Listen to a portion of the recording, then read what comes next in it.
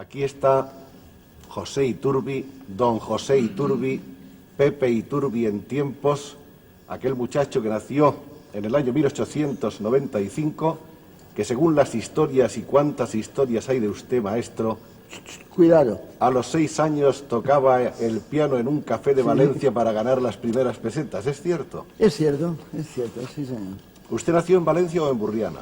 No, yo soy hijo adoptivo de Burriana, pero yo nací en Valencia. En Valencia. ¿Sus padres tenían algo que ver con la música? Sí y no. Mi padre era técnico de piano, lo que hoy llaman afinador, pero entonces no había especialidades. Mi padre podía verdaderamente fabricar un piano. De modo que él dominaba por completo, conocía la estructura sí, y el mecanismo del piano admirablemente. y tocaba. No, muy poco, muy poco. Y él fue quien me dio las primeras lecciones de solfeo. Y fui a París, y allí obtuve también el premio. Después la guerra, no se podía hacer nada. Volví a España, después fui a Suiza, y de allí ya salí para el Conservatorio de Ginebra. Ahí estuvo usted en la cátedra que anteriormente había tenido Franz Liszt. Sí, señor. ¿No es cierto? Y Allí estuvo mismo. como 4 años dedicado ahí a la enseñanza. Sí, señor. Era eso por 1900... Y vamos a ver. Yo oí por la radio cuando el armisticio, que fue en el 1918, creo, ¿verdad? Ha tenido usted primero la popularidad de los elegidos entre los amantes de la música, entre los diletantes. Después, gracias al séptimo arte, conquistó usted una popularidad universal, incluso de las gentes que no sabían realmente que era una sonata. Mire usted, estás tocando ahí un tema, además con mucha discreción, porque sabe usted que no me gusta hablar de la carrera, lo que llaman carrera de cine, pero lo que debo decir es porque mucha gente no ha comprendido por qué lo hice. Primeramente era un terreno que me interesaba. Explorar una cosa nueva, aprender. Y segundo, mire usted, la polonesa en la bemol de Chopin, que todos mis colegas y yo mismo hemos tocado toda la vida, ponerla en la pantalla y venderse en 6 meses más de 1 millón de copias, estoy ahora de discos, americanizando, sí. Perdón, de discos, ¿verdad? Se batió todos los récords del mundo, no yo. La pantalla los hizo. Señoras y señores, ¿dónde está la cámara? Están aquí las 3. El señor Soler Serrano es un portento de inteligencia. Por favor. Además, con una discreción tan sutil. Dijimos, no hablamos de películas y estamos hablando en pleno de películas. Yo no. ¿Quieren ustedes más inteligencia que esta? Señores, además respeto y admiro, me inclino. No, hablemos ahora de música. Usted mencionó a su primera profesora en Valencia. Sí, doña María Jordán. Y después nos saltamos las etapas de Barcelona con Malats y la etapa de París con Banda Landowska. No. ¿No fue con banda? Perdone usted que sea tan brusco. No, si usted es el que se lo sabe. Usted, no. Yo pregunto. Se ha publicado Banda Landowska, inmensa artista, pero yo creo que celosa y además con razón de su propio arte. A mí me dijo, el clavecín ha renacido conmigo y morirá conmigo. El clavecín estaba muy bien para su tiempo como antecedente, entonces vuelvo a eso, como parte del tronco genealógico, del árbol genealógico del piano. Pero donde esté un piano, usted prefiere el piano. Yo sí, por supuesto. Ahora, no lo diga y además no quiero ofender a todos los que tañen, que toman un instrumento donde se tiene que tañar, ¿verdad? Tañer, perdón. Porque claro, para estos grandes artistas, el todo, el sentimiento, el romanticismo, la expresión, está precisamente en eso. Pero yo estoy acostumbrado al teclado. Quizás le llaman instrumento de percusión, que en realidad lo es, porque es un martillo que hierve una cuerda, ¿verdad? Yo le prefiero francamente.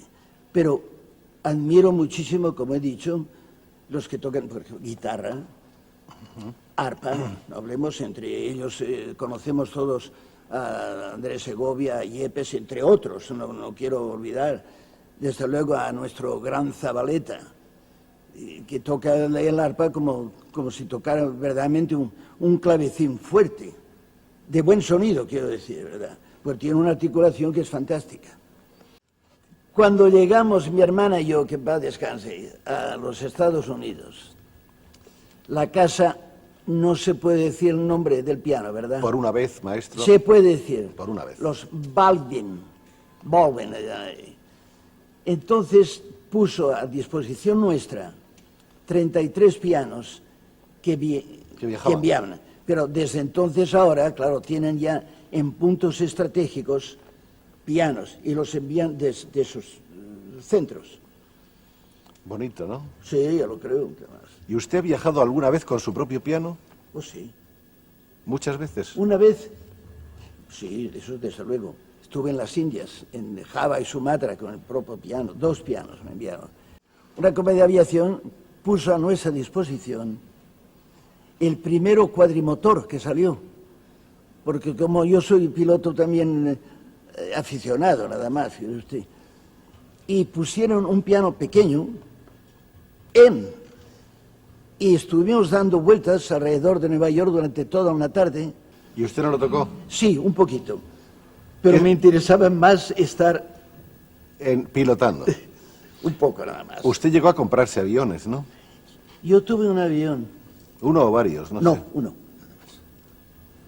Antes del avión a reacción. Antes, sí. Desgraciadamente yo no he llevado un reactor, no lo he llevado nunca. Pero le hubiera gustado. Sí. Vamos a hablar un poco de cuando usted, a pesar de los enormes triunfos obtenidos con el piano, cambia el instrumento por la batuta, crea usted la Orquesta Iturbi, dirige luego por una serie de años la importante Orquesta de Rochester y luego dirige usted todas las grandes, las inmensas orquestas del mundo. A usted le gustaba mucho tocar con su hermana Amparo, ¿verdad? Sí. Por favor, no me ponga usted triste, que eso para mí es una cosa. Recordamos muchísimas cosas de usted, maestro, no solamente cómo se dedicó a toda la literatura pianística más importante en su tiempo. No, quiero, sino... perdón, quiero contestar, sí. Gracias. Sí, hemos tocado mucho 2 pianos, ella solista, yo, etcétera. Porque mi hermana era, que en paz descanse, era la predilecta de Granados. La recibían en la casa como de la familia. Es más, el Granados la presentó en Barcelona. Basta, vamos a... Perdón, usted quiero, maestro.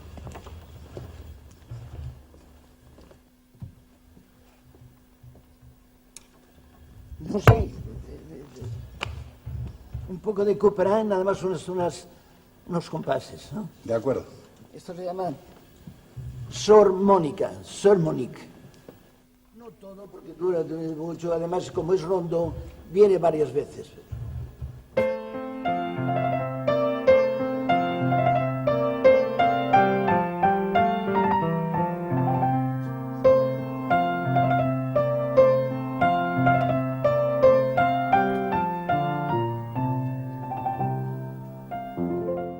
Me han acogido prácticamente como una de la familia. Eso quería decir. Me han dicho, me han propuesto muchas veces, ¿verdad?, el hacerme americano. Primeramente, yo no creo que lo que pasa por aquí se puede cambiar con un papelito. Segundo, hay una cláusula muy importante. Todo señor que se naturaliza se compromete a disparar contra cualquier nación. Yo pregunté, y si se es no con intención de hacer americano, pero con intención de saberlo. Y si uno se hace camillero, entonces me contestaron siempre, eso está bien para los nacionales, pero para los que se naturalizan, no.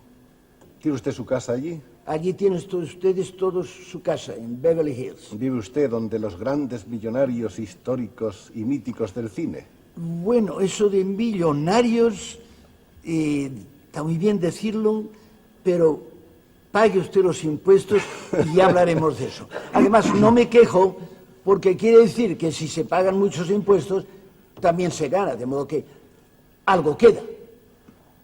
Y por otra parte, sin embargo, usted tiene además eso tan bonito de que toma su avión, que tanto le gusta, Sí. y se planta usted en España y se va usted a ver cómo van sus naranjales en Burriana. Mire, mañana voy.